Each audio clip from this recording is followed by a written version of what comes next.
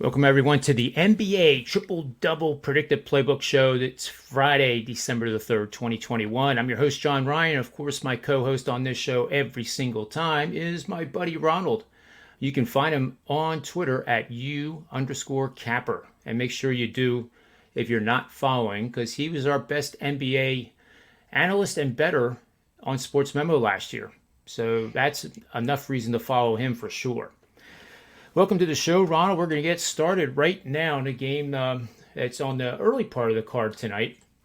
It's the Cleveland Cavaliers going up against the Washington Wizards at 7 o'clock Eastern Standard Time. Washington opened as a 4-point home favorite. They now drifted down to 3.5, despite the fact that 60% of the bets in terms of the tickets were on Washington. So it sounds like there's a little bit of smart money coming in on Cleveland. Where do you think the opportunity lies in this matchup? Yeah, I mean, I think this is sort of like a matchup between two of the biggest surprises of the NBA season so far. The Cavs are winning with their defense, which is currently ranked third in the league in defensive rating. The defense is led by arguably one of the best defensive front court duos, Evan Mobley and Jarrett Allen. And offensively, they tend to spread the love with seven players actually averaging over 10 points per game. And the Wizards, they pretty much have sort of like the same recipe for success, leaning on their defense and a balanced offense. Obviously, Bradley Beal is sort of like the leader of that team. He leads the team in both points per game and assists per game. But in the last few games, their defense actually has dropped a bit. They're actually ranked 24th in defensive rating in the last 5 games, so you kind of see a decline there. Compared to how they were doing earlier in the season. And with the total set pretty low already, and the decline in the Wizards defense, and also like sort of like the sudden uptick in fouls called and free throws attempted in the last few games, I'm going to be looking towards the side here. A majority of the Wizards points come in the paint, and I can't see them being too successful at that with Allen and Mobley down low for the Cavs. So I'm sort of giving the edge to the Cavs here in this matchup. I think the Cavs have a shot to win outright too. If the Cavs can get to an early lead, the Wizards, they're really not a great 3-point shooting team. So I don't expect them to come back too easily with right. Perimeter shots. Yeah, I like the breakdown. Cleveland is going to be playing Utah and Milwaukee back to back on Saturday not Saturday, it's Sunday and Monday, and then Chicago. Wizards start a 3-game road trip next after this game. Do you think there's any reason that the Wizards would want to end the homestand with a positive win before they start, or is not a factor?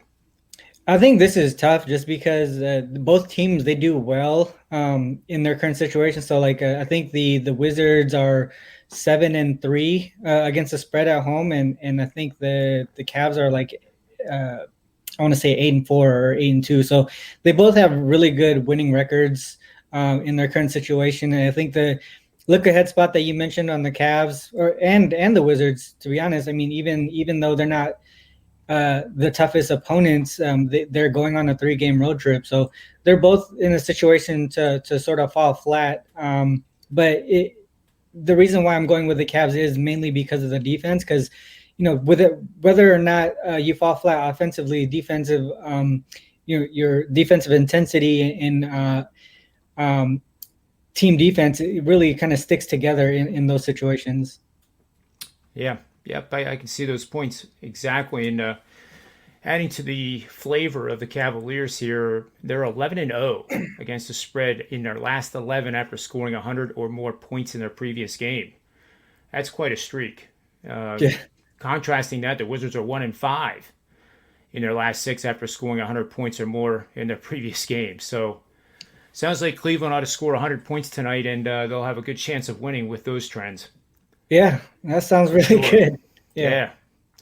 Let's move on to the, I guess, a little bit more exciting matchup, in my opinion. Yeah. The team that refuses to lose, the Phoenix Suns, are +7 underdogs. And it only means that they could be playing one other team, and that's the Golden State Warriors. Yeah. The other day we mentioned that there's only four teams that are more than one game over 500 in the Western Conference, and obviously these are two of them, followed by the Utah Jazz at 14-7. And these two teams are 19-3 for the Suns, 18-3 for the Warriors. That's 37-6. And it's just remarkable play by both teams. And what's scary, I think, for the rest of the league, Ronald, is that they just seem to be getting more and more efficient and better at Mhm. both ends of the court too. I found a couple interesting trends here involving the referees. JT Orr, in the last 10 games that he has been an official in a Suns game, the Suns have gone 8-2, and that dates back to January of 2018. So I'm not sure if that's really all that relevant. Benny Adams is another referee for tonight. Last 10 with the Suns involved, 7-3 against the spread. But guess what? The last 10 he's been an official in a Warriors game is also 7-3 against the number. And Bill Kennedy is the third referee for tonight's game. Not much of anything because he's an even 5-5 in the last 10 Suns games and 5-5 the last 10 Warriors games. I'm kind of mixed on this game, and I'm glad we're talking about it because you'll point me in the right direction, Ronald. So where do you see the opportunity? Yeah, obviously this is a battle between two of the top teams in the league. It would have been nice to see both teams at full strength, though. You know, the Suns are going to be without Booker, and he's going to be out for a few games, I think, like a week or so, or a week or two. And you know, today, to be honest, I really don't think the Suns make it to 19 in a row without Booker. You know, they came off a game. They beat the Warriors last week. You know. Right? So this is sort of like a revenge spot for the Warriors, and the Warriors haven't played since then.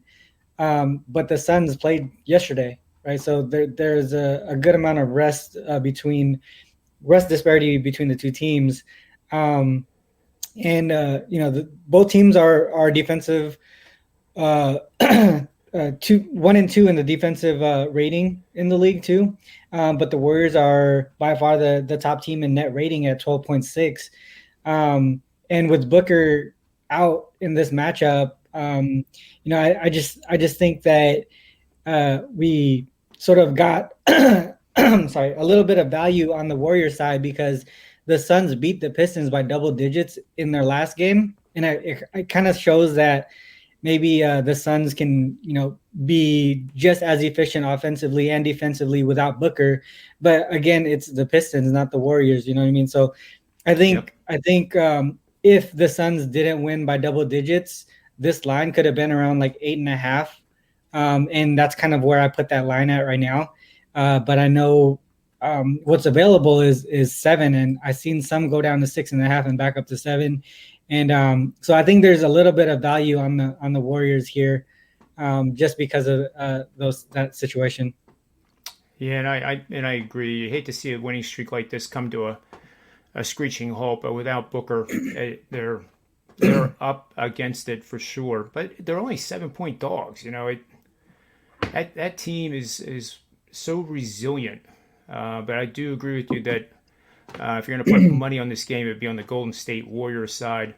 Warriors are 11-2 against the number after having won 6 or 7 of their last 8 games this season. For people that like the over in this game, which I certainly wouldn't bet under in this game, but for a lean on the over, Phoenix 33-16. When playing 8 or more games in 14 days over the last 2 seasons, and 8 in 14 days is a lot of basketball. And Mhm. with that said, Phoenix has San Antonio next on the 6th of December. Then they have 3 days rest. Then they have Boston, then 2 days rest, and then they're at the Clippers. So definitely keep that in mind, folks, when you're looking at the NBA matchups and the schedule, because Phoenix has gone through a tough stretch here, and it ends tonight. And you know, they're going to be rested within another week, and that's good that they're not playing games because Booker's not available. Yeah. So I think the well, one thing on the total here, like I mentioned, but they're 1 and 2 in defensive rating in the league. And if people are gonna think that the Suns are gonna cover this, it would probably be a low scoring game because because Booker's gone, they're missing that offense. But defensively, I think they're able to kind of replace what he put out there. It's either like if it's the Suns, then it's probably going to go under, and if it's the Warriors, it's probably going to go over. Makes sense to me. That's very good, Ronald. I like it. Our final game that we're breaking down here in the Triple Double NBA show is the LA Clippers. They're not really on the road, Ronald, now, are they? They're at the Staples Center, but they are the road team and playing the Los Angeles Lakers, who it's amazing how negative the headlines now are in LA. It's not something you see all that often, but the media is starting to come down on them pretty hard, and I guess rightfully so. They're 12-11. At the same time, the Clippers are 11-11. Both have been battling the COVID and injuries, and it's a tough matchup for both of these home teams. But the thing I think that sticks out here is they're both losing record teams against the spread, and the Clippers have played under the total quite a bit. Where do you see the opportunity in this matchup? Yeah, so the Clippers, they're going to have Paul George for this matchup. He was on a rest day in the last game. And then the Lakers, they have a few game time decisions. There's LeBron, AD, and Avery Bradley all listed as game time decisions. And man, I really am struggling with the injury reports and players being called out like literally at game time. Like Giannis yesterday was called out. Nobody knew he was going to be out until they announced the starting lineups. At the game. Right. And so here it's really tough to kind of make a play in this situation. I think we got to wait it out to see who's going to be on in the game for the Lakers. But I think offensively, both of these teams are matched up pretty evenly. Both are actually in the bottom third of the league in offensive rating, but the Clippers do have an edge on the defensive side of the ball. They're fourth in the league in defensive rating, while the Lakers are 15th.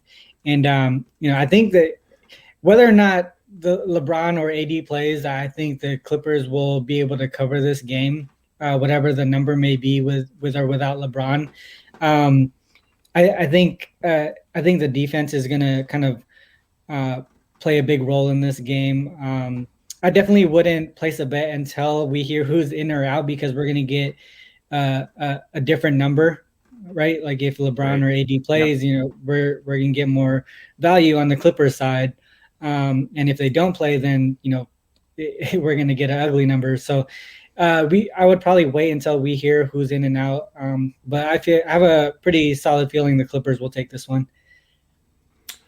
I'm with you too, and I'm thinking while you were talking, like maybe doing 50% of your normal bet size. So if you're a $100 better, you put 50 on the Clippers now, and then see what the game time is. And if it goes to pick 'em, you've done well. I think, to your point, I think the danger here is waiting till game time to see who's playing for the Lakers, because exactly as you said it, if either one of them or both of them are playing, then that line's not going to be 1.5 or 2 like it is now. Yeah. It'll. So, I kind of, my gut tells me that I just have a gut that neither one's going to play. I don't have any facts on that, but that's why I think, waiting a little bit, like doing the 50% bet now and then adding later. I think that makes sense to me. Yeah. The Clippers are 16-3 against the spread, technically in a road game, and this classifies them as a road game on the database, where the total is 210 to 219.5 points over the last 2 seasons. So I think that also, the pace of play will favor it. And conversely, the Lakers with the same range, 210 to 219.5. A miserable, money-burning 11-13 against the number. So I'm with you. I think Clippers is the right side here, and I wouldn't be surprised if they won by double digits. I really would. Yeah, it's very possible. Absolutely.